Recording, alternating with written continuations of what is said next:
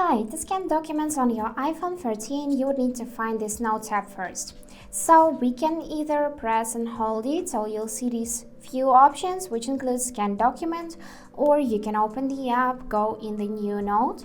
Here, tap on this clip icon and choose to scan documents.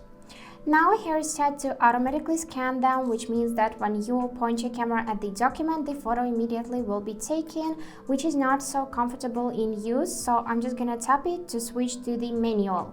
We can also enable here the flashlight, color filters, and so on. Now I'm gonna take this piece of paper, which is the user manual from iPhone, and simply point the camera at this document, so we'll see orange lines appears on the screen like that. After that, you will need to press the camera shutter button, so let me do it quickly. And now we can resize the object. We can make it perfect shape just by dragging the corners. Let's just drag those bottom corners like that. And if you messed up, you can always retake the photo, or if you're satisfied with the changes, just select the option to keep scan, and after that save it to the notes. And this is how it will look. You can tap on the arrow here, share with this document, save it to files, print, copy, rename, delete.